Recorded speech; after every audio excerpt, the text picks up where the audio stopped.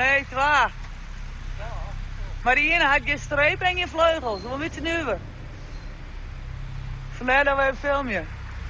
Die worden inhalen terwijl die oren vliegen en zitten in dezelfde baan. En die krijgen gewoon niet stil. En hier geen vleugels en die had een streepje. Nou, dat maakt dan maar even filmen. Je weet het nooit. Ja, bewijs. UFO's, ja, tuurlijk. Ja, joh. Kom maar, hé. Klaar ligt het daar. Of klaar ligt het daar, ja.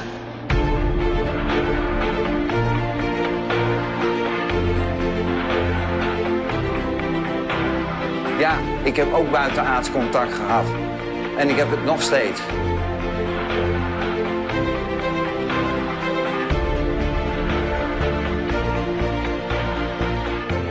Ik had totaal geen controle. Totaal niet.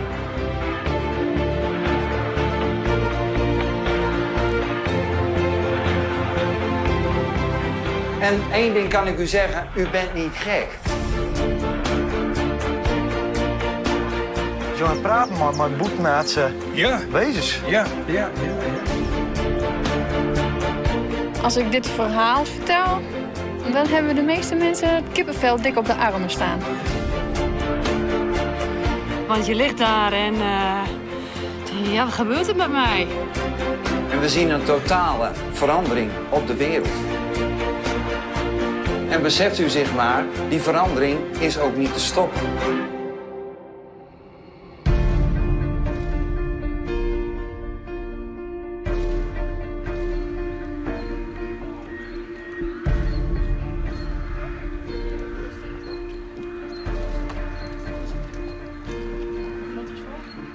Wie weet, want het gaat vanavond met name over het buitenaardse contact. Dat speelt op dit moment een zeer belangrijke rol in de wereld. Daar komen we zo wel op terug. Wie gelooft daar helemaal niet in? Wees gewoon hartstikke eerlijk. Goed. Wie weet dat er buitenaards contact is? Mag ik de vingers? Oké. Wie heeft buitenaards contact? Wie durft dat te zeggen? 1, 2, 3, 4, 5, 6. Oké, goed zo. Mooi. Oké, ik kan me voorstellen, als hier zijn diverse mensen die... we zien de vingers. Ik kan u zeggen, wij komen het laatste jaar eigenlijk al door heel Nederland. En we hebben echt in alle uithoeken gezeten. En overal zitten we voor zaaltjes. Soms niet zo vol als hier, soms voller als hier. En ik kan u vertellen, in Nederland zijn op dit moment tussen de 8000 en 10.000 mensen die echt contact hebben. En dat is ongelooflijk. Waarom zitten we hier? Omdat we weten dat het zo niet langer kan en dat de mens maar één ding mag weten en dat is de waarheid. En daarom is het geweldig dat hier getuigen zijn. En mensen zijn die durven uit te spreken wat ze hebben gezien. Want willen wij die wereld de waarheid teruggeven, dan zullen wij zelf het voorbeeld moeten geven en de stappen moeten nemen om de dingen te bespreken. En daarbij ook weten dat we zoveel mensen helpen, waar ik die Disclosure Tool voor op heb gezet, die niet zijn erkend. Die ook hun verhalen vertelden aan hun ouders, maar niet werden begrepen. Die aan de pillen gingen, omdat de psychologen het niet begrepen. Omdat ze de juiste informatie niet hebben. Er zijn zoveel, dus voel je niet meer eenzaam. Wie van de mensen die buitenaards contact heeft, wil even met mij praten? Of iemand die UFO's heeft gezien? Ja? U mevrouw.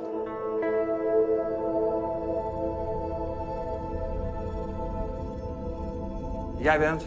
Hendrika Jongsma, Uit Oosterzee. Oosterzee. Goed, wat gebeurt er bij het Jeukenmeer?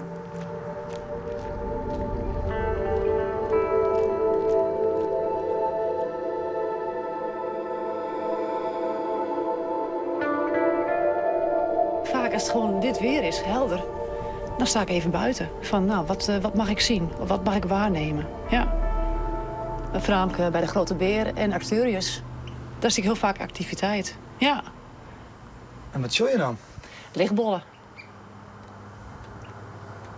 En ik heb een paar keer meegemaakt dat ik de noordkant een groot oranje lichtbol waarnam. En dat ging heel langzaam richting het oosten. En dat moet gewoon heel groot zijn geweest. Want als ik hier sta en ik zie daar een lichtbol... Nou, dat moet over de Tjurkenmeer geweest zijn. Ja. En heb je er ook beelden van? Ik heb geen beelden van, nee. Waarom niet? Dat lukt niet. Een goede camera. Je krijgt ze niet op de foto. Ik krijg ze niet op de foto. Hoe groot zijn ze? Variërend. Vooral die oranje lichtbollen zijn heel groot. Ziet het er ongeveer zo uit? Ja. En het ging richting noordoost. Kom nou even naast me staan. Dus deze bollen. Ik ken diverse piloten in Nederland, die hebben deze objecten bij zich gehad. Dit is uit Hoogkerk. Dit is het enige krantje, ondanks dat alle kranten in Nederland deze foto's hebben en weten wat er is gebeurd, die dit heeft geplaatst. Het nieuws ook niet. Het nieuws is het ook niet, nee. Maar deze objecten die worden dus volop gezien, de oranje bollen. En ik kijk hier naar het universum, naar de sterrenhemel. En ik zie dingen gebeuren. Of wat voorbij vliegen. Het zijn vliegtuigen, het zijn andere objecten wat ik waarneem. Ja. Wat allemaal mag wezen. Ja, ik weet het allemaal niet. Nee. Maar ik heb het gevoel dat het niet aards is. Ja. En waarom denk je dat? Ja, denken. Het is allemaal gevoel.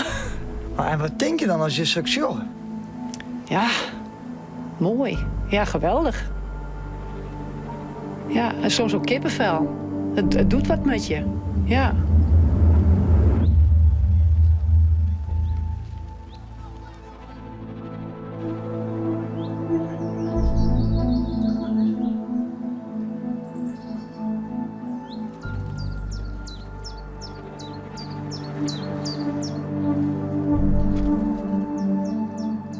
Dit bewoog dus heen en weer. En we dachten, wat is er nu aan de hand? En op dat moment hoorde ik dan een stem van... ik ben die van het Astra-command. En daarvan weet ik dat heeft dus een organisatie die zich bezighoudt... vanuit het universum met vliegende schotels en dat soort dingen. En zij zeiden, maak u zich geen zorgen. Dit is even om even kenbaar te maken dat wij er zijn. Ons ruimteschip heeft wat problemen. We zitten hierboven. Het kan zijn dat we zichtbaar worden. Maar schrikt u niet. Er is niks aan de hand. U hoeft zich nergens zorgen voor te maken. En dat heeft nog een tijd zo geduurd. En dus het afgelopen. Ja. Dus Johien je een UFO met een motorpech? Die had, geen ANWB in de lucht. Dus dat bleef hier als een groot moederschip hierboven hangen. Was het toestel in eerste instantie een beetje transparant? Ja, het kwam eigenlijk uit het niets. Het was wat je noemt geklookt als het ware. En dan langzaam werd het beeld scherper. Ook dit kan ik bevestigen. U heeft vele mensen in Nederland, het gaat om honderden... die exact hetzelfde ook mee hebben gemaakt. Ook hebben gemeld dat ze contact hadden met het Astra-command. Dat is met name gebeurd bij Ter Apel, dat weet ik ook. Mm-hmm. En dat openbaarde zich af en toe als een soort transparante glazen bol. Ja. Heel bijzonder. Ja. En het is zowel mensen die dat aangaven, ik weet niet of ik het kan bevestigen... het was min of meer ook een soort fysiek... maar ook holografisch en telepathisch contact tegelijk. Dat is juist. Ja, telepathisch. Ja, want je verstaat het goed, maar je hoort eigenlijk niks. Nee. Maar waarom zou hij dat dan zien, joh? Nou, waarschijnlijk omdat ze weten dat ik dat soort dingen als paragnost meer kan waarnemen dan een ander. En dat ze misschien denken van ja, dat ben je niet gewend. Misschien zou je daardoor schrikken. En dan maak je daar zorgen om. Dus denk van nou, ter geruststelling... zult het even zeggen, maar dan ben je ergens mee bezig. En dan op deze manier probeer je ze aandacht te vragen. En dan denk je, hé, wat gebeurt er? En dan concentreer je erop en dan hoor je die stem. En ik zeg, nou, nu kunnen we wat zeggen. En dat is natuurlijk zoals het gaat. Zo, hij praat man met boetmaatse wezens. Ja. Dat is op zich heel bijzonder, want... Maar het komt wel vaker voor. Alleen mensen die het overkomt, die zijn er een beetje sceptisch over. Want ze denken, ja, dan ben ik straks het dorpsgek. Want het is natuurlijk wel zo dat je jezelf eigenlijk blootgeeft. Dan zeg je van, ja, nou, die loopt zeker met molentjes. Dat is niet goed. Nee. Maar het is een stuk realiteit. Iets wat in de toekomst meer gaat gebeuren. Dus mensen zullen dat soort dingen meer gaan ervaren. Oké. Ja. Is dat contact er nu nog steeds? Nou... Eerlijk gezegd is er van de week nog bezoek geweest bij mij. Dat op een gegeven moment zag ik een entiteit naast me zitten... waarvan ik dus zeker wist dat het een buitenaardse was. Mm-hmm. En ik zei, nou, en toch hier aanwezig bent... wat ik heel erg jammer vind, is dat de meeste toestellen die ik dus waarneem... vaak een soort van plasmatoïden zijn. Mm-hmm. Dus geen duidelijk beeld. Nee. Waarom geen duidelijk beeld? Dus nou, dan zal ik bij deze helpen. En hij bracht dus telepathisch over het beeld van het ruimteschip... En ik kan aardig tekenen en ik heb het dus op tekening gezet en dan wordt het wel duidelijk. En dit is dus het schip waar de persoon in kwestie mee gekomen was. Hij zei, dan hebben de mensen toch een beetje idee hoe het eruit ziet. Met de maten erbij.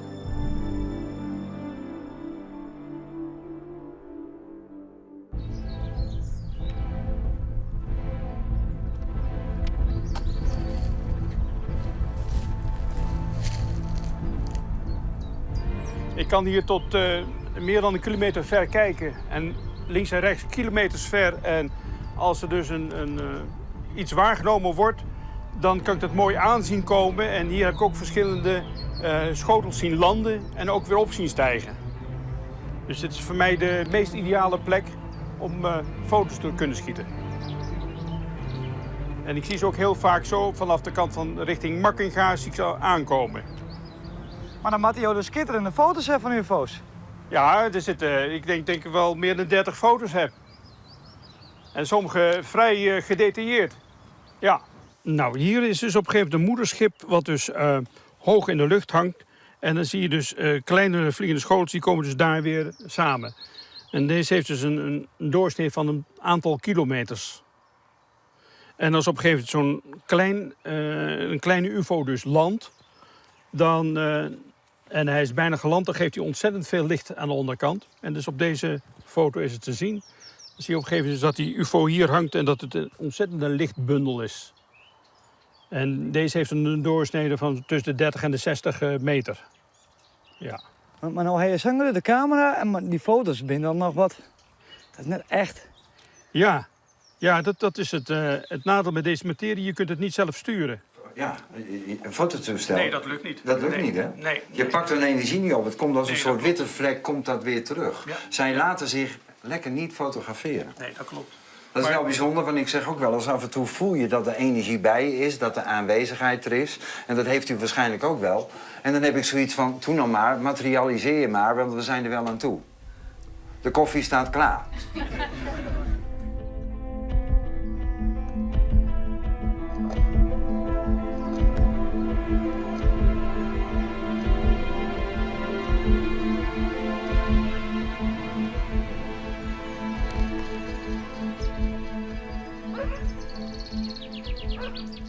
Ik heb altijd al interesses gehad in het heelal.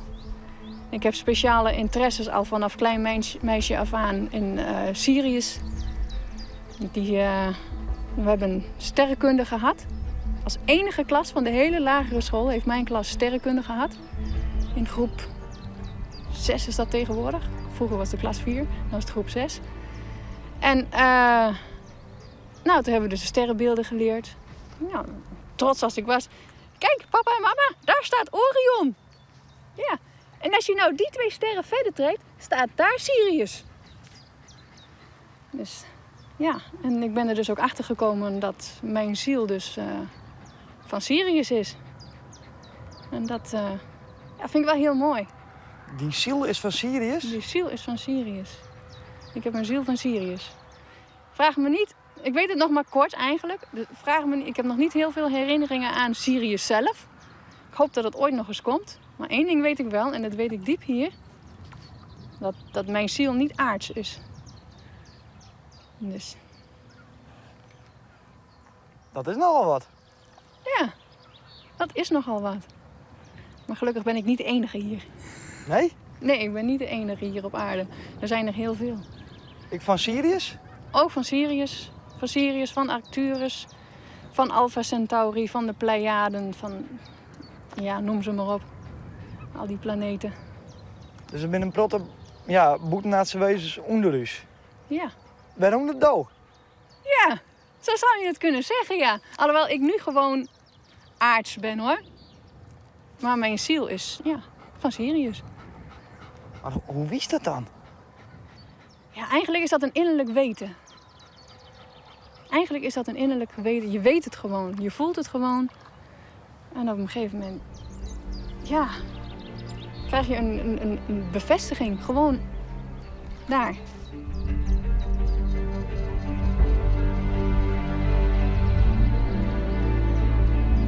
En En we zien een totale verandering op de wereld. En beseft u zich maar, die verandering is ook niet te stoppen. Want ook hier in Nederland weten wij inmiddels met Nibiru, met de vele lezers die we hebben en het ongelooflijke vele bezoek wat we ook in Soest hebben en wat op onze presentaties komt, dat de mensen het hier ook een beetje hebben gehad. En als je tegenwoordig mensen op de straat een vraag stelt van wat vindt u van deze samenleving? Wat krijg je dan voor antwoord? Wat zien we nog op de televisie? Waarom zitten we hier? Omdat we weten dat het zo niet langer kan en dat het mens maar één ding mag weten en dat is de waarheid. Ja, Anton Teuber is ooit begonnen in Winsum als UFO-meldpunt. En dat is zo ver gegroeid inmiddels dat we nou zo'n grote organisatie hebben. Dat er nou verschillende themagroepen zijn. Zoals dus inderdaad buitenaards contact en daarmee de Disclosure Tour. Kinderen en gezondheid, ascensie, natuur en milieu. En dan hebben we nog iets heel bijzonders en dat is de Astrum Stargate. Waarvan er dus ook eentje in Wolvenga staat. Astrum Stargate? Ja, de Astrum Stargate. Dat is ja, ik kan niet echt zeggen. Het zijn eigenlijk een hele grote Davidster. Daar zitten 24 van die Dominus Cervix kristallenballen staan erop. En er staat dus een massagetafel in. En als je daar dus in gaat liggen, dan zit je in zo'n ontzettend hoge energie. En dat gaat, ja, dat doet van alles met je. Hallo, ik ben Henny. Frank. Hoi. Hallo, ik kom voor Stargate. Ja, welkom. Welkom Ja, voor de Stargate. mooi. Gaan we er een mooie ervaring van maken. Ja, ik hoop het. Dat we lekker even doen. Zo heen. Dat is de Stargate. Ja, allemaal bollen. Ja. Ja, de bollen zijn van glaskristal en daar zit een hoge vorm van bewustzijn in, energie, Ja. zo gezegd. Een heilige geometrie. Kun je de energie voelen hier op dit moment? Nou, ik ben wat zenuwachtig nou, dus Ja, dat kan ik me voelt even voorstellen. stijgen. Dat kan ik me voorstellen. Ja. Ja, dat is hij. En wat je kunt gaan doen is erin gaan liggen nu. Oké. Ja. Hoe lig je zo? Ja, goed. Ja, lig je Ja. lekker? Ja, nee, is goed. Dan heb ik hier een paar bollen. Die In mag iedere hand vasthouden. krijg je dus een bol. Ja, Die zorgt er ook voor dat je meer, past mooi bij mijn shirt. meer met de ademhaling ook naar beneden toe gaat. Oké. Probeer ook te ontspannen en gewoon met je ademhaling naar beneden gaan. Oké. En tijdens de sessie, als je zegt van ik wil de bollen los, dan leg je ze gewoon of in je nek bij wijze van spreken of aan de zijkant of ergens. Oké. Heb je nog iets wat je ze mee wil geven? Wat je wil vragen aan ze? Waar je wat meer duidelijkheid over wil hebben? Op dat moment niet. Schiet me niet zo 1, 2, 3 te binnen, nee. Oké. Nee. Dan vraag ik ze gewoon. Dan mag je je ogen Dan sluiten. breng me alsjeblieft in balans. Oké. Ja. Mag je je ogen sluiten? Dan zet ik even wat muziek op. Ja. Dan blijf ik hier ongeveer 2-3 minuten om het energieveld op te zetten. Daarna verlaat ik de kamer. Na een half uur is de muziek afgelopen. Dan laat ik je nog even een kwartiertje met rust. Je mag gewoon blijven liggen, net zolang totdat ik je kom halen. Oké. Als je zegt van het is genoeg geweest, dat kan. Dan kom je er gewoon af. Oké. Is goed.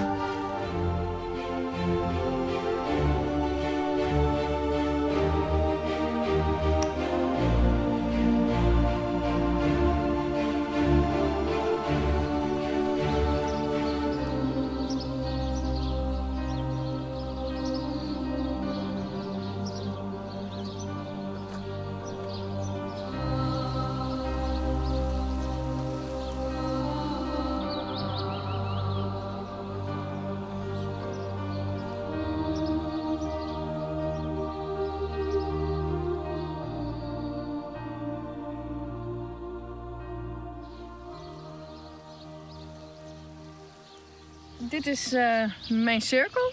Dit is een vortex. En dat ligt op een kruispunt van leilijnen. En dit is dus een energetische plek. Deze plek, dat is dus een energieplek. En hier komen dus leeglijnen bij elkaar van diverse kanten. Dit is het centrum. Ja, een leilijn, dat is een energetische lijnen die lopen over het hele aardoppervlak. En, maar daar loopt zoveel energie doorheen. En als je dan zo'n kruispunt hebt, dan kruist die energie die kruist zich daar dus ook. En dat zorgt voor een hele hogere energetische plek. Deze plek heeft verbinding met alle kerken in de omgeving van voor 1500. En die zijn gewoon met elkaar verbonden en die komen eigenlijk samen op dit punt. En de vreemde die hem enigszins gevoelig is en hier gaat zitten, die is meteen ook de weg kwijt. Die weet eigenlijk niet meer waar hij of zij zich bevindt. Het wordt eigenlijk door de energie opgenomen, laten we het zo stellen. Wat viel dan? Nou, ik ga dan dus meestal gewoon lekker in deze stoel zitten. Voetjes op de vloer. Lekker ontspannen, oogjes dicht. En dan voel je gewoon die energie. Die voel je gewoon door je heen gaan in een beetje wervelende beweging. En dat is, ja, je wordt er heel erg ontspannen en rustig van. Dit is waarschijnlijk het punt waar ze zelf ook tanken. Want ze tanken dus eigenlijk aardse energie op. En dan komen ze hierboven hangen en dan absorberen ze dat als het ware. En dat is een energie waar ik ook weer gebruik van maak om mijn informatie binnen te krijgen. Dus, Hendrik Kok had ik zo'n plak. ja. En die zei het van, en er komen dan ufo's om bij te tanken. Oké, nee, dat heb ik hier... Nee? Die ervaring heb ik hier niet. Ik heb hem echt gewoon, nou ja, voor mezelf eigenlijk. Ja. Dus.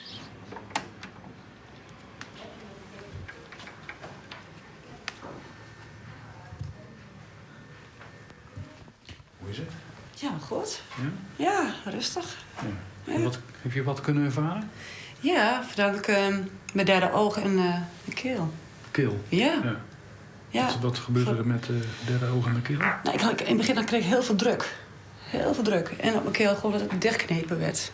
Ja. Maar naarmate kwam de vrijheid, zeg maar, gewoon. Ja. De verlichting. Ja. Raak je ook?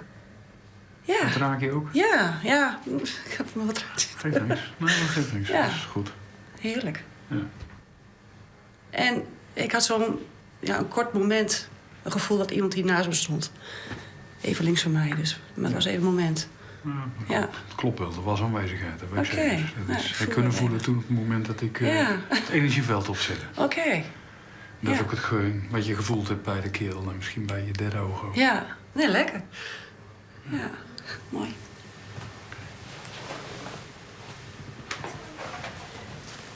Zo. Nog een. Zo. Kan wat duizelig voelen? Ja, Van begin maar aan licht, begin? heel licht Licht in het hoofd. in het hoofd. Nou, weet dat het in ieder geval nog 2 weken door Oké, werkt. ja, ik voel me ook heel anders nou. Hoor. Gewoon ook op Ja. mijn voorhoofd. Het voelt heel anders nou. Ja. Ik had voorheen altijd heel vaak druk. Ja. Maar nou niet. Het is gewoon, ja, ik kan niet opschrijven. Ja, het is goed. Maar heel anders. Heel ander gevoel. Ja. Ja.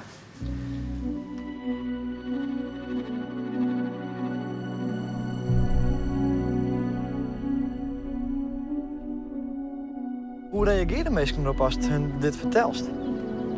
Als je vertelt dat je dus van Sirius komt, dan kijken ze je aan met een hele sceptische blik. Ze willen er niet aan. Maar dan best wel iemand die dat echt wat te vertellen?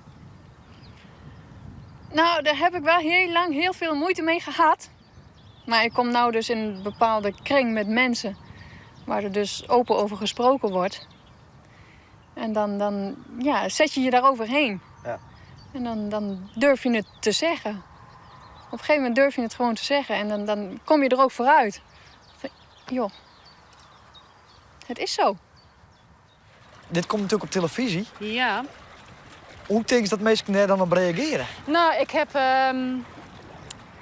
een aantal dorpbewoners, heb ik het al verteld. En ze zijn heel nieuwsgierig. Oké. Ja. Dus ja, nieuwsgierigheid. Van ja, het is wel onbekend of het is ook nooit naar buiten gebracht. Dus ja, ze zien wel dat ik gewoon een normale, spontane meid ben. En van ja, ze komen met zo'n verhalen aan. Van ja. Maar aan de ene kant zijn ze heel nieuwsgierig. Ja, benieuwd. Ja. Ja. Maar ben je dan net bang voor negatieve... Nee, helemaal niet. Nee, anders had ik dit niet gedaan. Nee, ik denk van het is er tijd voor. Van openheid. Maak maar bekend, ja. Maar waarom is het dan zo wichtig dat er naar buiten komt? Omdat we niet alleen zijn.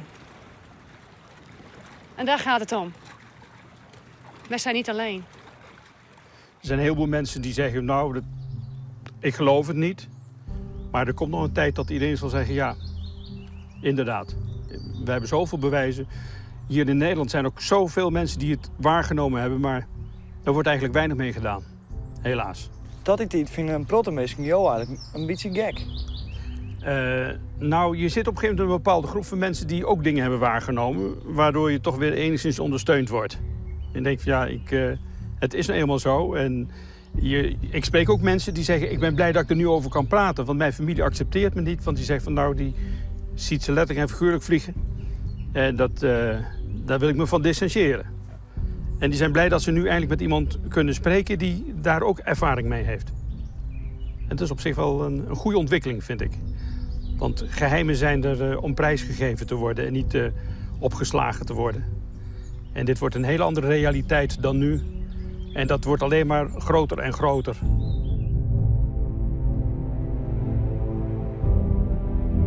Olde bij Koop, woensdag 13 april 2011. Waarde aardling, hier Elim van Venus. Wij komen in vrede en ons moederschip is al geruime tijd gestationeerd in jullie dampkring. In afwachting van het signaal om zichtbaar te worden, verblijven wij in onzichtbaarheid, boven jullie hoofden. Reden dat wij niet zichtbaar zijn, vindt zijn oorzaak in het feit dat velen onder u nog geen kennis hebben van het feit dat er buitenaards leven is. Maar de dag dat wij ons massaal zullen manifesteren, laat niet lang op zich wachten. Al is de tijd een rekbaar begrip, er is een vast omlijnd plan. Het moment dat wij ons massaal laten zien, zal voor velen een opluchting zijn, een bevestiging van iets wat men al wist. Maar voor een grote groep mensen zal het een gruwel zijn. Een fenomeen dat niet in hun verhaal past. Velen zullen zich van het leven benemen. Hun wereld stort letterlijk en figuurlijk in. Het zij zo. Maar het grote plan zal zijn loop hebben en de meesten zullen overgaan in de nieuwe dimensie. Zeker, wat jullie wacht is in geen enkel voorstellingsvermogen samen te vatten. Vreugde en verbazing zullen de boventoon voeren. Maar bovenal zal er een gevoel van opluchting zich over u allen meester maken. Ook wij zullen zuchten van opluchting, als het moment daar is dat wij ons kenbaar maken. Open en eerlijk. Dit schrijven is ter morele ondersteuning. Meer zal nog volgen. Tot spoedig. Gegroet. Elim van Venus.